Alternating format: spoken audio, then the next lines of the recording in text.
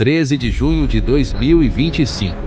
Em questão de minutos, toda a cúpula militar iraniana seria eliminada. O que você está prestes a descobrir mudou para sempre o equilíbrio de poder no Oriente Médio. 3 operações, um único objetivo: Operação Casamento Vermelho. Uma emboscada mortal que eliminou 30 generais iranianos em um bunker subterrâneo. Operação Nada. O assassinato simultâneo de 9 cientistas nucleares em suas próprias casas. E finalmente, Operação Leão que se ergue. O ataque aéreo mais coordenado da história israelense. O nome não foi escolhido por acaso. Assim como no famoso massacre de Game of Thrones, o Casamento Vermelho israelense foi uma traição calculada, anos em preparação. Mas como Israel conseguiu infiltrar espiões no coração do Irã? E por que essas operações representam uma mudança radical na estratégia militar israelense? Neste vídeo, vamos revelar os detalhes por trás dessas operações ultra-secretas. Você vai descobrir as armas avançadas utilizadas, as táticas de infiltração nunca antes vistas, e por que Israel continua bombardeando os mesmos alvos nucleares e militares repetidamente. Fique até o final, porque o que aconteceu naquela manhã de junho pode ter mudado o curso da história. Vamos começar. Papo de Bunker. Aqui fala-se de tudo. Quase tudo. 3, 2, 1, gravando! A operação secreta que mudou o Oriente Médio para sempre. Cara, tô pesquisando aqui e encontrei certas coisas que deixaram bem perturbado, não é? Armando, você não pode começar o podcast assim e não explicar.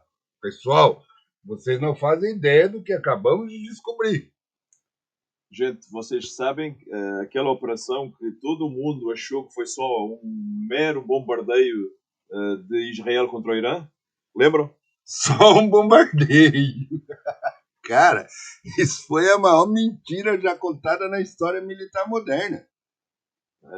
Preparem-se porque nos próximos minutos vocês vão descobrir como Israel executou essa operação militar, que foi a operação militar mais insana, mais audaciosa e mais terrificante desde a Segunda Guerra Mundial, não é? Agentes do Mossad vivendo como iranianos por mais de um ano. Drones sendo montados em impressora 3D.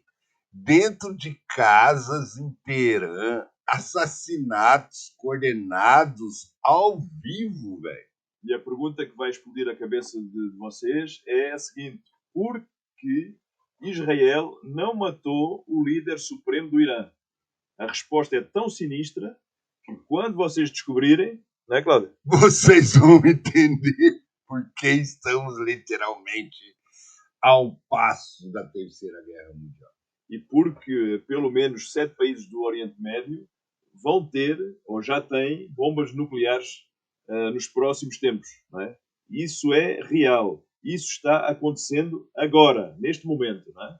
Galera, eu sou o Cláudio, alguém já me conhece por aí, né? Cláudio Planas. E eu sou o Armando e, cara, nunca vi nada parecido com o que vamos contar aqui hoje, não é?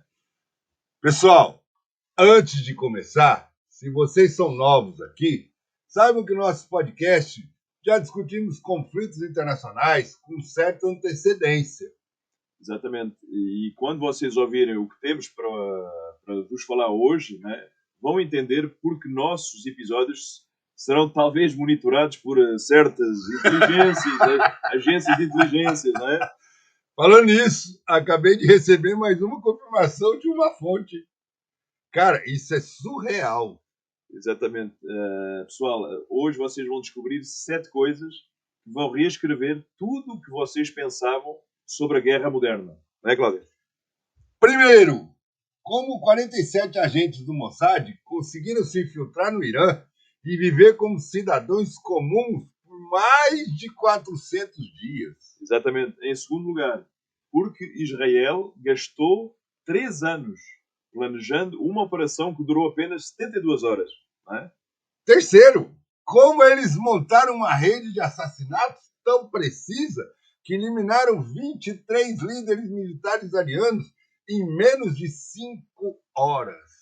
Em quarto lugar, porque a Ucrânia, secretamente, ela treinou comandos israelenses em guerra de drones.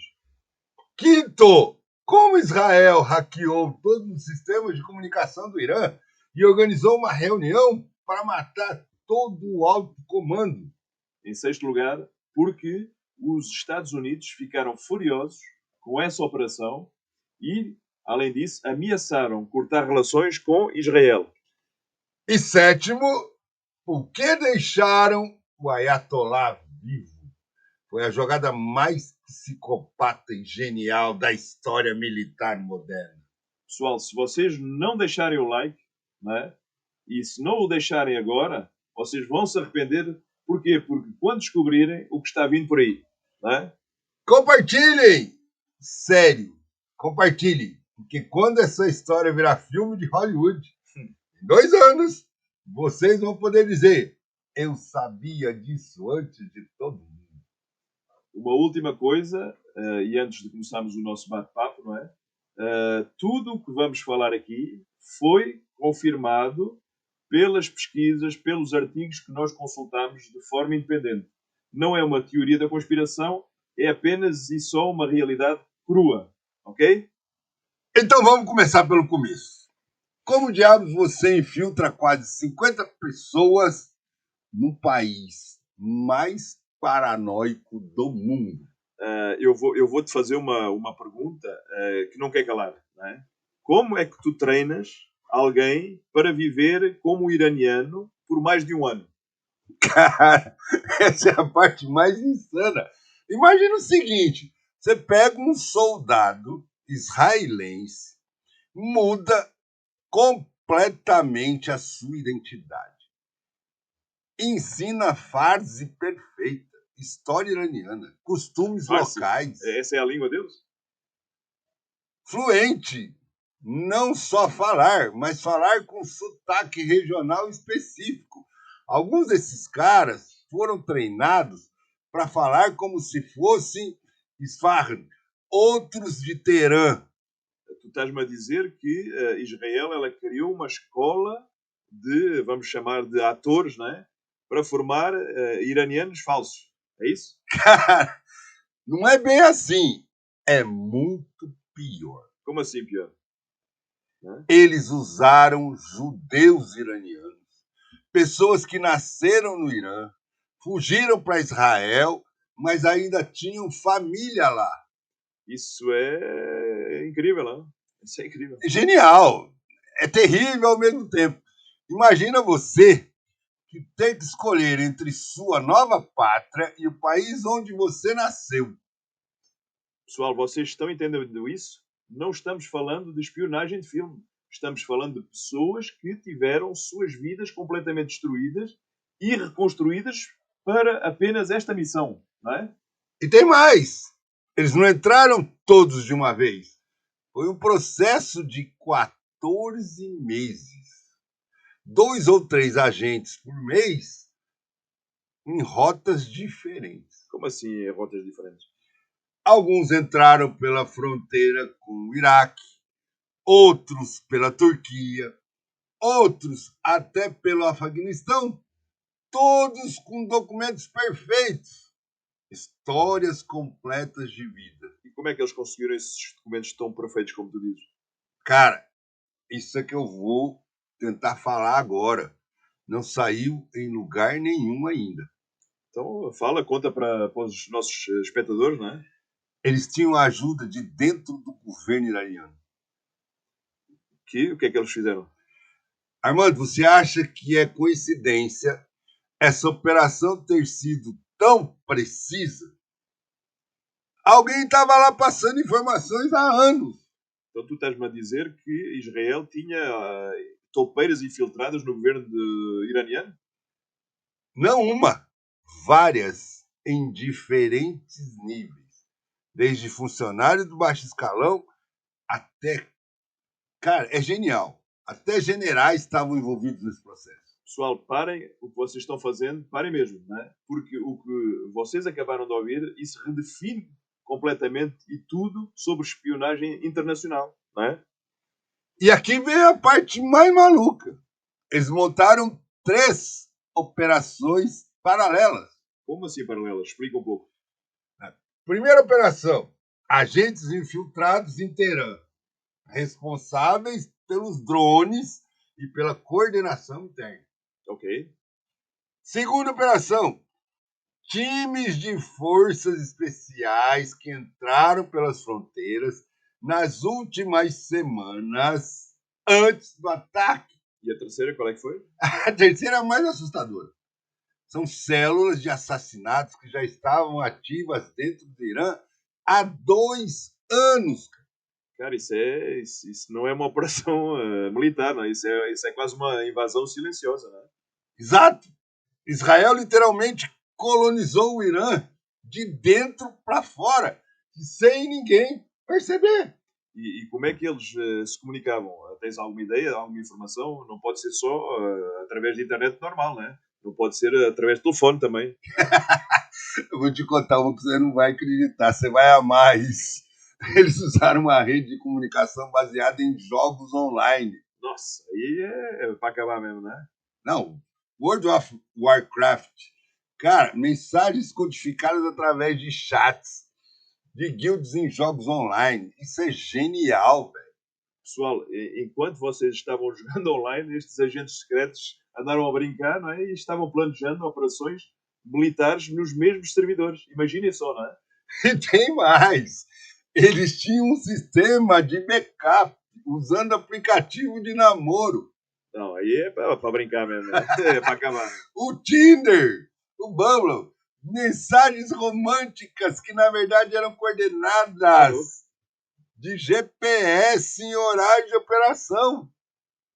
Do estilo, gata, vamos nos encontrar às 11h47 na coordenada do meu coração, por exemplo, não é? Mais ou menos isso. Isso é genial, meu. É? Mas a genialidade está no seguinte: quem vai suspeitar de um aplicativo de namoro, velho? Mas isso levanta uma questão muito mais profunda, não é? Aí. Se Israel, por exemplo, conseguiu fazer isso com o Irã, imagina o que outros países eles já conseguiram fazer quando se infiltraram, não é? Cara, essa pergunta me dá arrepios. Por isso que eu fiquei meio assim para falar o qual, né? Pessoal, comenta aí. Vocês acham que Israel tem operações no Oriente Médio? E aqui vem a pergunta que não quer calar. Como eles conseguiram montar uma fábrica de drones dentro de Teherã? Sem ninguém perceber. Isso é o que nós precisamos todos saber, não é, Cláudio? Tens alguma informação? Cara, imagina o seguinte. É uma cena no subúrbio de Teherã, casas normais, famílias iranianas aparentemente comuns. Ok, e a seguir? No porão dessa casa, ao invés de um depósito comum, tem uma oficina com 4 impressoras 3D industriais funcionando 24 horas por dia. Nossa, os caras tiveram acesso a essas impressoras 3D industriais? Que deve ter custado uma fortuna. Exatamente. Mais de $200 mil cada uma. E não foram compradas no Irã. Obviamente, não é? É claro, não é? Mas como é que tu achas que elas foram contrabandeadas, esse material? Como é que tu achas? Aqui que fica interessante a história. Elas entraram desmontadas e ao longo de 8 meses disfarçadas como equipamentos médicos. Equipamento médico, isso aí é para brincar, não é?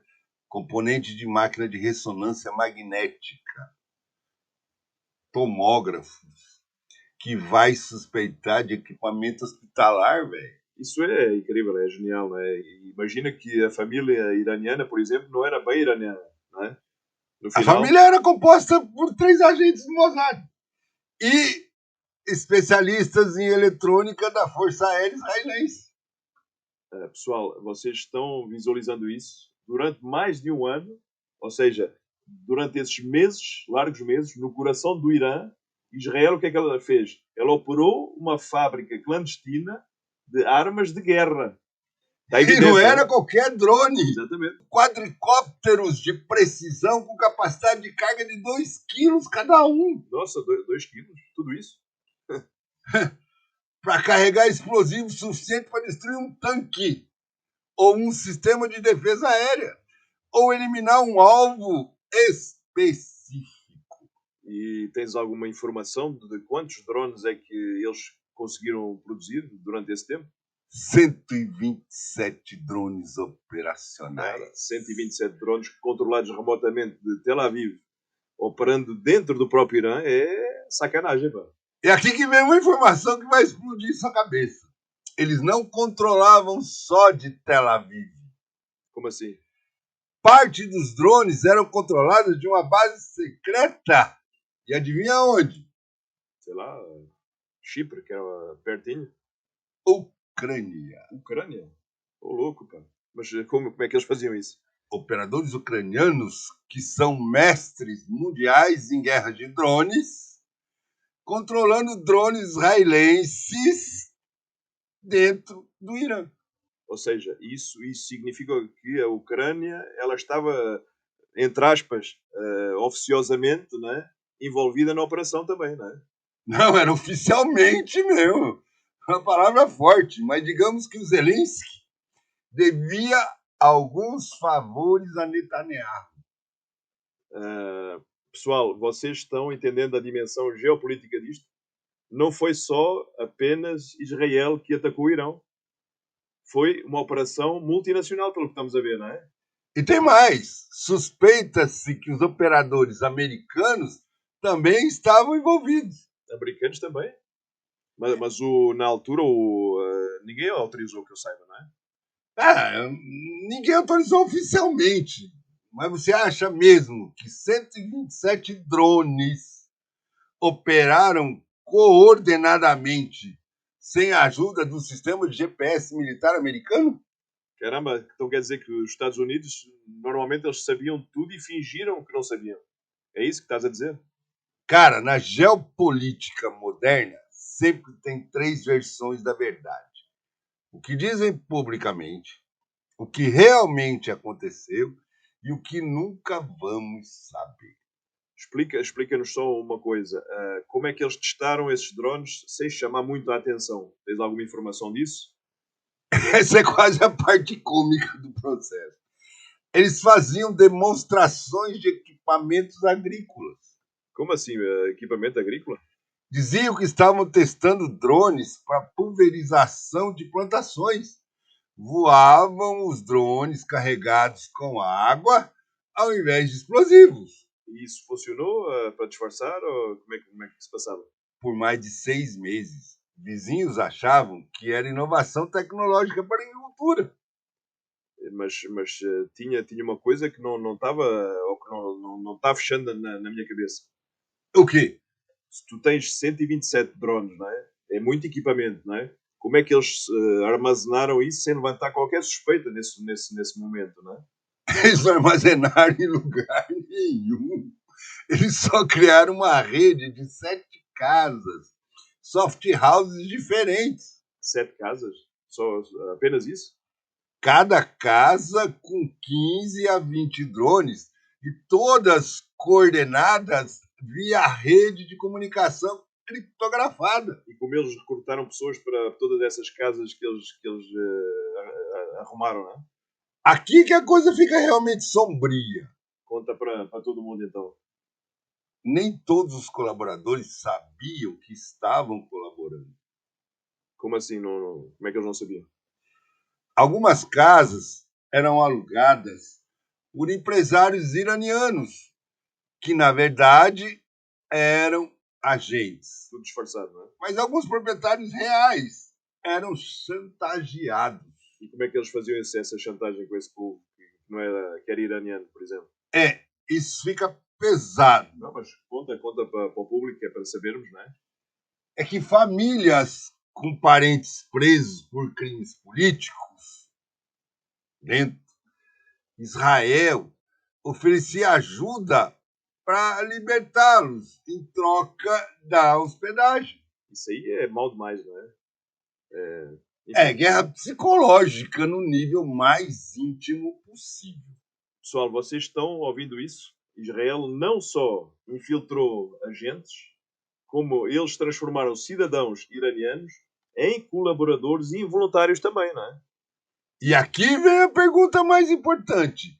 Se eles conseguiram montar toda essa infraestrutura sem ser detectados, Como é que eles conseguiram coordenar esse ataque simultâneo? Qual é que foi a informação que tivemos? essa é a parte da história que vai dar mais pesadelo em todo mundo. Queremos também saber, não é? Queremos que tu expliques, não é? Minuto a minuto, como é que diabo eles coordenaram essa operação simultânea em mais de 40 locais diferentes, não é? É isso que queremos saber, não é? Armando, pra você ter uma ideia, tem os horários batendo com Teherã. Por exemplo, 23 horas e 47 minutos em uma sala de um comando subterrâneo em Tel Aviv. 23 operadores estavam monitorando telas com feeds ao vivo de todo o Irã. Mas feeds de onde? Satélites militares americanos, drones de reconhecimento, voando há 3 dias sobre o Irã. Isso vai chocar vocês. Câmeras de segurança hackeadas de Teherã. Eles hackearam as câmaras de qual cidade em Teherã? Não só da cidade, do aeroporto, das bases militares, dos prédios governamentais. Israel estava literalmente vendo tudo o que acontecia no Irã em tempo real. Isso, sinceramente, não é um ataque militar, não é? Isso já é quase um domínio, não é, completo da informação, não é? Não, pra você ter uma ideia, este é um horário, 23h52, todos os agentes recebem a mensagem codificada via Warcraft. Através do jogo, não é? E aí a raid começou. E aí, o que é que aconteceu? 23h53, nas 7 casas de segurança, agentes começam a abrir janelas e retirar drones dos esconderijos. E como é que eles esconderam esses 127 drones? Cara, é fantástico. Armários falsos, porões secretos, até dentro de tanque de água no telhado. Cada local tinha de 15 a 20 drones prontos para operação. E como é que eles evitaram que os vizinhos não vissem tudo isso? Essa é a parte mais genial ainda. Eles esperaram um feriado religioso nas vésperas de Ashura, quando a maioria das pessoas fica em casa rezando. Ou seja, eles usaram a religião iraniana contra o próprio Irã, nesse caso, não é? Exato. E aqui vem o time cirúrgico. 23h58, todos os drones estavam no ar simultaneamente. E como é que eles garantiram que todos os drones decolassem ao mesmo tempo? Cada casa tinha um líder de célula com cronômetro sincronizado via GPS. Então não podia haver erro em nem um segundo. Exatamente. Então, e o porquê dessa precisão toda, não é? Porque um drone que fosse detectado antes dos outros, toda a operação iria para o vinagre, né? E funcionou nesse aspecto? Meia-noite em ponto, 127 drones começam ataques coordenados com 23 alvos diferentes. 23 alvos simultâneos? Sistema de defesa aérea, instalação de radar, centro de comando, depósito de mísseis. Mas espera aí, só para a gente perceber. Como é que eles sabiam exatamente onde atacar? Lembra dos colaboradores internos que eu mencionei? Sim.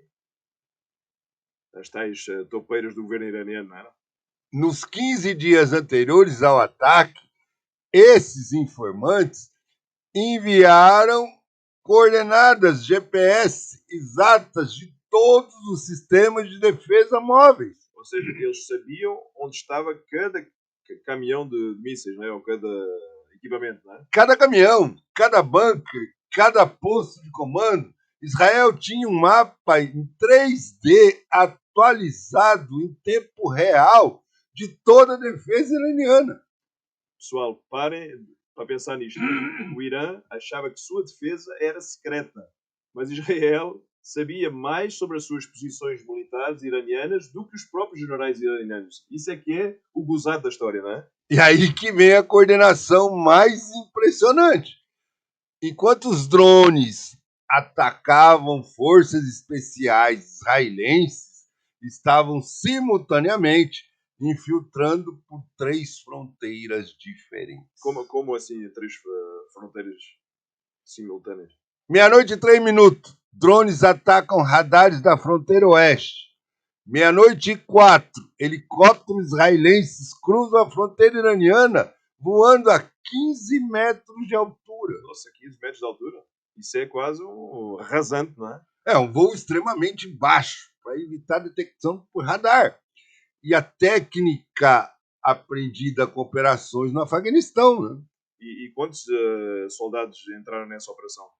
89 operadores de forças especiais e 12 helicópteros diferentes. 89 soldados israelenses operando em território iraniano. Isso é incrível, não é? Carregando mísseis portáteis, cara. Explosivos C4, equipamento de comunicação avançada. É uma loucura, velho. E mais o quê? A lista com os nomes, endereços, fotos de 47 líderes militares iranianos. Lista de educação também? Lista de execução atualizada até o dia anterior ao ataque. Isso eles não foram para uma operação militar, não é? Eles foram para quase um extermínio sistemático, não é? Foi quase ao pormenor, não é? É aqui que a coordenação fica assustadora. 12 minutos, ou seja, 00:12, enquanto drones e forças especiais atacavam alvos militares, squads de assassinos começavam a se mover. Squads para assassinatos, queres tu dizer? Times de 2 a 3 agentes do Mossad, especializados em eliminação de alvos de alto valor. Cada time responsável por 3 a 5 alvos específicos. E como é que eles sabiam onde iriam encontrar possivelmente esses tais generais? Tens ideia? Cara, eles sabiam porque estavam rastreando esses caras há 2 anos. 2 anos de vigilância quase permanente, não é? Rotinas diárias, endereço de casa, amante secreta, restaurantes, horário de oração. Ou seja, eles conheciam toda a vida pessoal de cada alvo, né? Melhor até que as próprias famílias, né? Nesse caso. Né? E a coordenação final? 00:15, F-35 israelense cruza o espaço aéreo iraniano. Mas como é que foi possível? Assim, foram detectados, não é? Essa é a genialidade da operação. Nos primeiros 15 minutos, os drones já tinham neutralizado 67% do sistema de radar. Ou seja, em 15 minutos, eles cegaram completamente todo o Irã. Não é? Completamente. Os F-35S voaram sobre Teherã como se fosse espaço aéreo amigável. E quantos caças participaram no total? Tens ideia? 47 F-35, 23 F-16 modificados e 12 F-15 com tanques de combustíveis extra. Ou seja, cerca de 80 aeronaves sobre o Irã em poucos minutos, não é? Mais 8 aviões de guerra. Eletronicamente, eles foram confundidos com as comunicações iranianas. Ou seja, pessoal, vocês estão visualizando isto novamente? Cerca de 90 aeronaves israelenses, 127 drones, 89 soldados em solo e equipes de assassinatos operando em simultâneo dentro do Irã. E ainda não falamos da parte mais sinistra. E qual seria ela? A reunião que nunca deveria ter acontecido. Armando, o que eu vou contar agora é tão perturbador que quando eu fui buscar nas pesquisas, que foi revelado, eu precisei de tomar uma cachaça para ver se eu conseguia processar isso aí. Aí tu estás a assustar-me e todo o público, não é? 19:30, 5 horas antes do ataque começar, telefone toca no gabinete do general Mohammad Bagheri, chefe do Estado-Maior iraniano. Ok, é mais um personagem que a gente tem, né? Do outro lado da linha, uma voz familiar. General, temos informações urgentes sobre uma possível infiltração israelense. Precisamos de reunião de emergência com todo o alto comando. E quem é que estava a ligar para esse tal Bagheri? General Hassan Firuzabad, ex-chefe das Forças Armadas, a pessoa de absoluta confiança do regime. Mas ele estava alertando sobre essa tal operação israelense? Ou... Cara, Hassan Firuzabad era um agente duplo há 3 anos. Aí é para acabar, né? Aí é ruim, né? O homem que organizou a defesa do Irã contra Israel estava trabalhando para o Mossad há 3 anos. Ou seja, isso significa que, né? Que Israel não só conhecia todos os planos de defesa iraniana, Israel escreveu os planos de defesa iraniana. Pessoal, vocês estão ouvindo mais esta informação? Ou seja, acabámos de dizer o que é que esse tal general, ele é responsável, ou foi responsável por proteger o Irã e estava vendendo o país para o outro lado, para Israel, não é? Mas olha a história, 20 horas e 15 minutos, 23 generais iranianos chegam a um bunker de comando subterrâneo em Teherã. E aí, o que é que aconteceu? O Firuzabad apresenta um relatório falso sobre movimentação suspeita na fronteira iraniana. E surge que todos os sistemas de defesa sejam reposicionados. Ele vai sugerindo que mudem isso. Ou seja, ele estava fazendo o quê? Ele estava deslocando alguma coisa ali? Exato. Enquanto os generais achavam que estavam se preparando para um ataque, estavam, na verdade, se expondo. Ok. E como é que ele se expunha? Firuzabad convenceu todos os líderes militares a se reunirem em um único local para coordenar uma resposta daquela sugestão que ele deixou lá atrás. Ou seja, ele juntou todos os alvos num lugar só. É isso que acabamos de compreender, não é? 23 generais, 34 coronéis, 12 especialistas em defesa aérea, todo o comando militar iraniano e um bunker. Ou seja, Israel sabia tudo isso. Não é? Estava ocorrendo tudo, não é? Israel não só sabia, como tinha as coordenadas GPS exatas dos bunkers. E como é que eles também conseguiram essas coordenadas? De novo, o próprio Firuzabad enviou via aplicativo de namoro criptografado. É uma brincadeira mesmo, não é? É o Tinder, cara. A localização de toda a liderança militar iraniana foi enviada pelo Tinder. Pessoal, eu não sei se hei de rir, se eu hei de chorar, porque o destino do Oriente Médio ele foi decidido através de um app de relacionamento. É absurdo, não é? É cómico demais. Não, mas aí vem mais. 22h45, o Firuzabad sugere que a reunião continue até o amanhecer. Ou seja, para garantir ainda mais que todos eles estivessem lá na hora exata do ataque. Não é? É isso, exatamente. E aí vem a parte mais psicopata do processo. Ele ofereceu jantar para todos. Ou seja, é um jantar, é quase um presente envenenado, não é? Kebab iraniano, tradicional, comida que todos adoravam, para garantir que ninguém saísse da reunião. Ou seja, o que é que ele fez? Ele alimentou os próprios colegas antes de entregá-los para a morte. É ou não é? Cara, isso não é guerra. Isso é traição no nível mais íntimo possível. Gente, imaginem a cena, não é? Temos 23 generais, estão comendo tranquilamente a sua refeição tradicional, achando que estão protegendo o próprio país, enquanto um deles já tinha vendido todos para o inimigo. É absurdo, não é? Vai, continua.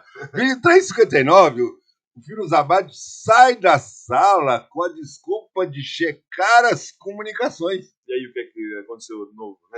Meia-noite e 1 minuto, 2 mísseis teleguiados por GPS atingem o bunker com precisão cirúrgica. E todos morreram ou alguém sobreviveu?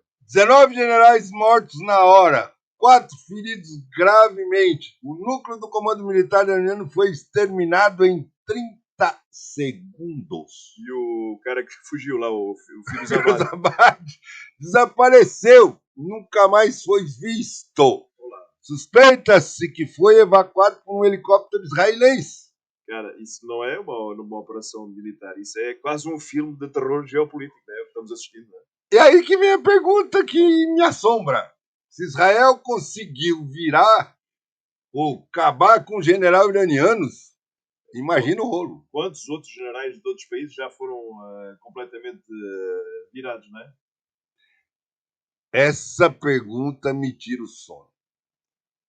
Pessoal, vocês estão entendendo as implicações, não é? Se Israel fez isso com o Irã, o que impede de Israel fazer com outros inimigos, por exemplo, não é? E ainda não contamos por que eles deixaram o Ayatollah vivo. Essa parte precisamos todos de entender, não é? O que é que se passou, não é? Aí que tá. Essa é a parte que não sai da minha cabeça. Israel tinha capacidade de eliminar qualquer pessoa do Irã. Por que deixaram o líder supremo vivo? Essa é a jogada mais genial e psicopata da história militar moderna. Anda, explica logo, porque estamos todos interessados e queremos saber, não é? Imagine o seguinte cenário.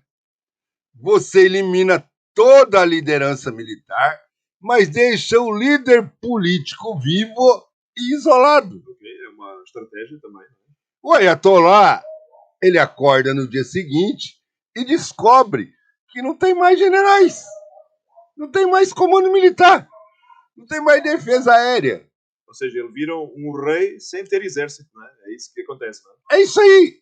Mas tem mais. Ele sabe que Israel poderia tê-lo matado, mas escolheu não matar. Ou seja, isso só quer dizer que é quase uma humilhação psicológica para esse cara, não é? É tortura psicológica no nível mais estatal possível.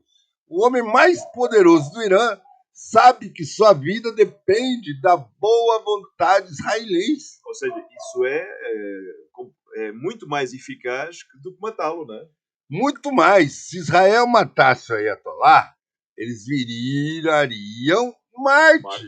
E aí é que a encrenca, né? Deixando vivo, ele ficou impotente. Ele vira um símbolo de fraqueza. Pessoal, vocês estão entendendo a psicologia por trás disso, não é? Israel não queria só vencer o Irã. Queria o quê? Humilhar publicamente o próprio líder iraniano, não é?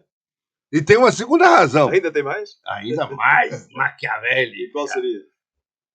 Deixando o Ayatollah vivo, Israel força o Irã a viver numa paranoia constante. Explica mais um pouco, detalha, por quê? Todo dia que o Ayatollah acorda, ele sabe que Israel pode eliminá-lo quando quiser. Isso paralisa qualquer tomada de decisão. Ou seja, porque ele nunca sabe se hoje é o dia D para morrer, não é? Nunca sabe, não é? É isso aí. A paralisia de todo o governo iraniano. Porque ninguém quer tomar uma decisão importante com medo de virar alvo. Ou seja, mas tem um terceiro motivo, não é? Além desse, não é? Acho eu, não é? Penso, não é? Cara, ainda tem. Você está aprendendo a pensar como analista de inteligência. Já. O cara virou... Eita! E qual seria o terceiro motivo? Fala para todos nós. Deixar o Ayatollah vivo força os outros países árabes a escolherem lados. Detalha mais um pouco. Se Israel, de uma forma ou de outra, tivesse matado o líder do Irã, países como Arábia Saudita e Emirados teriam que condenar publicamente por solidariedade islâmica. Ou seja, deixando ele vivo e humilhado, não é? Eles podem secretamente celebrar o enfraquecimento do rival iraniano. Ou seja, Israel transformou o Irã como um exemplo, não é? Para todos os outros inimigos, não é? Nada mais do que isso. Olhem o que fizemos com o Irã. Vocês são os próximos se nos desafiarem. Essa é a mensagem de Israel. Ou seja, isso é uma guerra psicológica no nível mais sofisticado possível, não é? Israel não precisou conquistar território. O que é que eles fizeram? Conquistaram as mentes, não é? E aqui vem a informação mais perturbadora. O que é agora? O Ayatollah sabe que foi poupado propositalmente.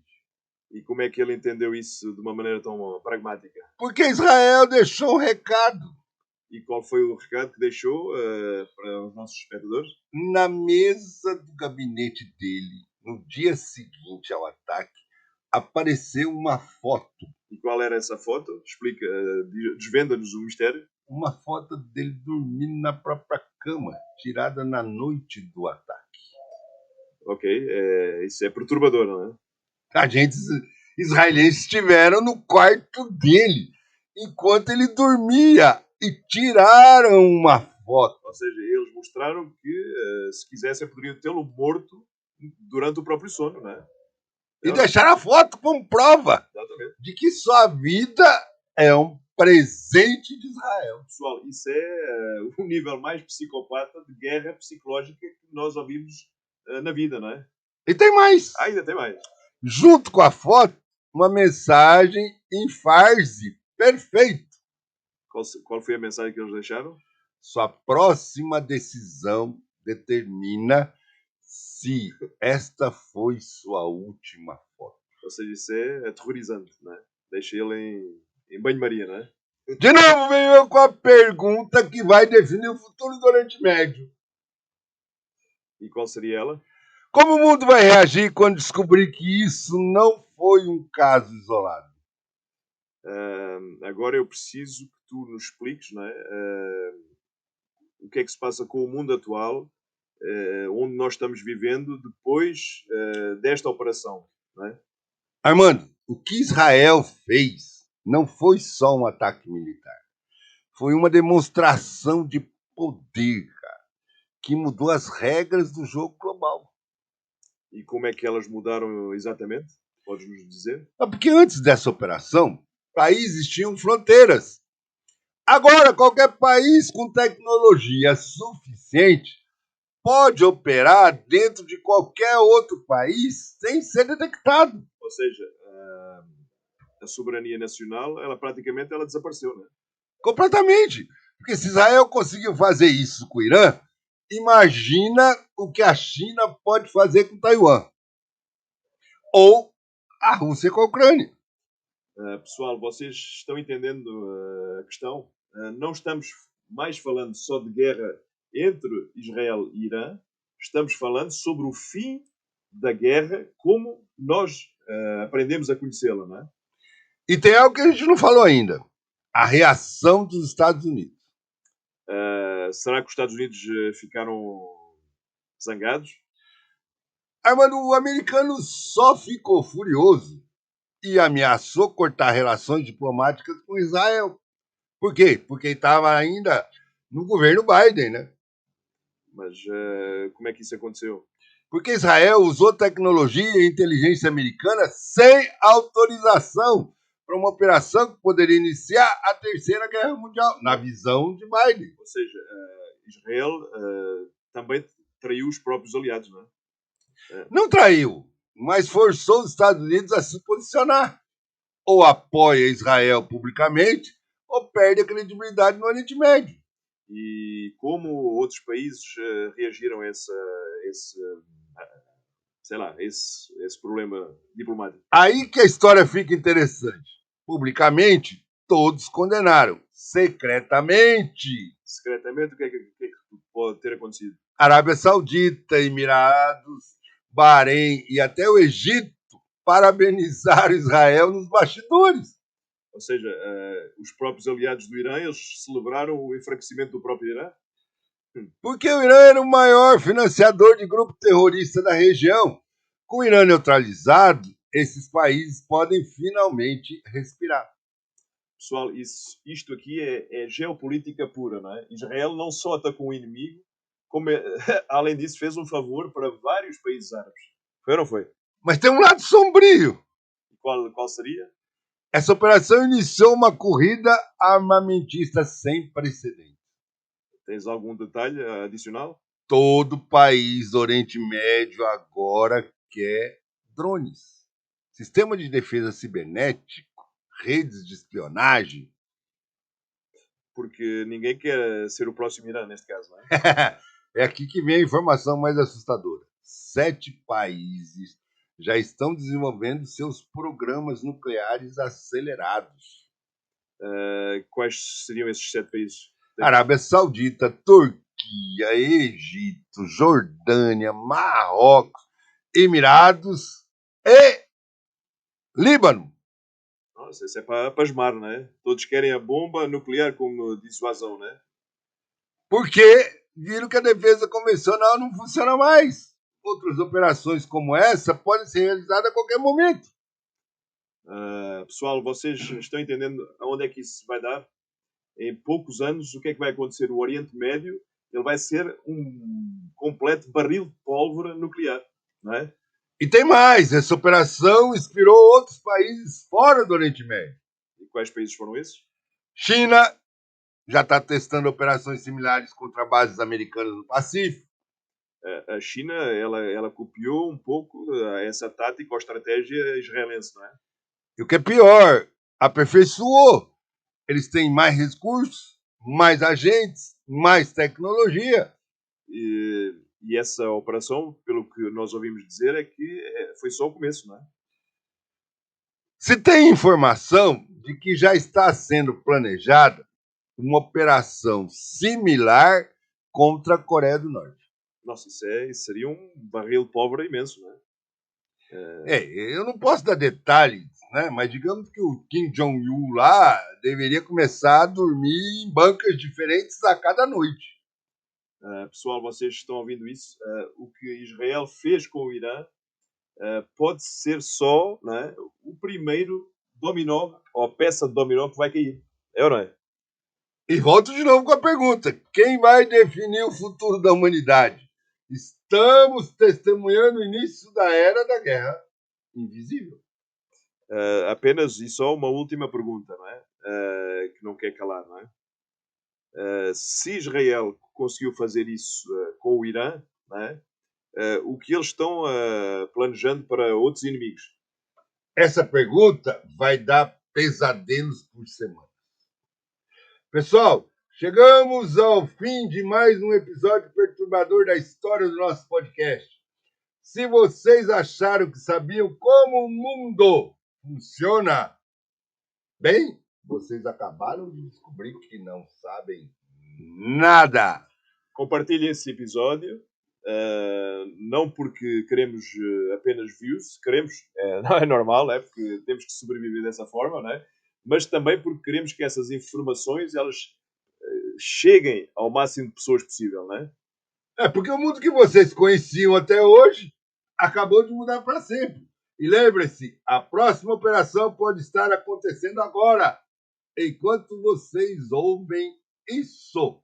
Por isso não deixam de se inscrever, de compartilhar, de clicar no sininho e de nos deixar os comentários com as críticas que vocês entenderem, de maneira que possamos cada vez mais melhorar e que possamos a cada semana ter um episódio cada vez mais adequado ao nosso público. Fiquem bem e tenham cuidado porque temos muitos drones que andam a passear pelo céu de todo o mundo, não é? Senta o dedo no like!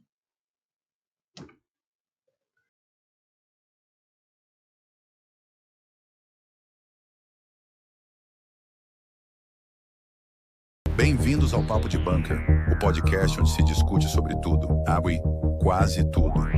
Prepare-se para mergulhar em conversas provocadoras, com temas que vão do cotidiano às questões mais profundas da sociedade. Com suspense e estilo único, este é o seu novo espaço de reflexão e debate. Inscreva-se agora em youtube.com/papodebunker e venha fazer parte do bunker.